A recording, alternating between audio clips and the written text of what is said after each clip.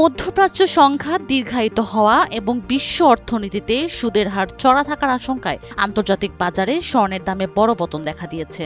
রয়টার্সের প্রতিবেদন অনুযায়ী আজ শুক্রবার স্পট গোল্ড বা প্রতি আউন্স আন্তর্জাতিক স্পট স্বর্ণের দাম 0.2% কমে 4,463.73 ডলারে নেমে এসেছে।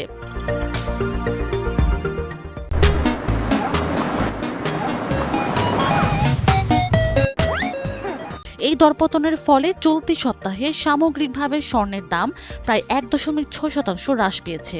মূলত লেবাননে হিজবুল্লাহর নতুন যুদ্ধবিরোধী প্রত্যাখ্যান এবং ইসরায়েলের সেনা প্রত্যাহারের অস্বীকৃতির কারণে মধ্যপ্রাচ্যে শান্তি ফেরানো মার্কিন প্রচেষ্টা বড় ধাক্কা খেয়েছে, যা এই দরপতনের প্রধান কারণ।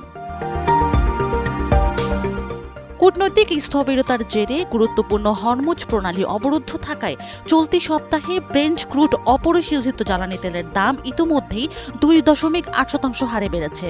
বাজার বিশ্লেষকদের মতে তেলের এই মূল্য বৃদ্ধি বিশ্ব অর্থনীতিতে মূল্যস্ফীতিকে উস্কে দিচ্ছে, যার ফলে মার্কিন কেন্দ্রীয় ব্যাংক ফেডারেল রিজার্ভ সুদের হার আরও দীর্ঘ সময় চড়া রাখতে পারে। সাধারণত সুদের হার চড়া থাকলে সুদহীন ধাতু হিসেবে স্বর্ণের উপর বিনিয়োগকারীদের আগ্রহ কমে যায়। আন্তর্জাতিক বাজারে দামের এমন তীব্র ওঠানামার কারণে এই সপ্তাহে ভারত ও চীনের বাজারেও স্বর্ণের খুচরা চাহিদা বেশ কম ছিল।